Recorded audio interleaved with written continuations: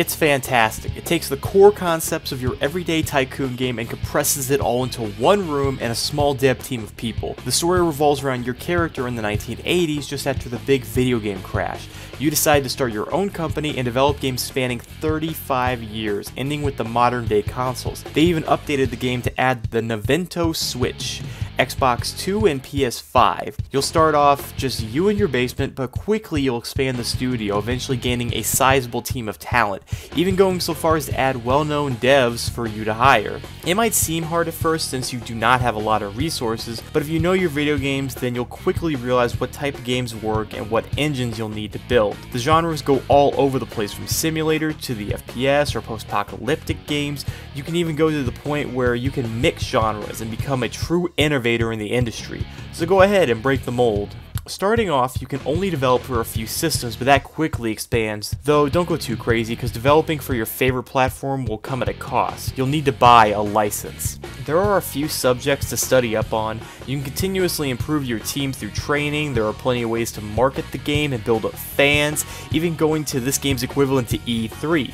And it's just all around a fun game. You can even eventually create your own MMOs, reach AAA status for high quality games, and create your own video game console to compete on the market, which is pretty damn cool. Just expect there to be a decent amount of waiting and grinding points before that can happen. After all, it is the video game industry and success doesn't happen overnight. For those of you who want to know if you can even lose this game, well, yes, you can. If you go below a certain amount of money, you can go bankrupt. Now, you can bail out, but failure to pay back the money will result in going bankrupt, again eventually closing down your company. But thankfully the game is merciful with its checkpoints, and I did kill my company twice, so know that you could lose it all if you're not careful. Just like Stardew Valley, from the second I put this game on, it sucked me in for hours and hours. When I got to the end of the story, I had a ton of hit games since I figured out the system, and it was a pretty well received team.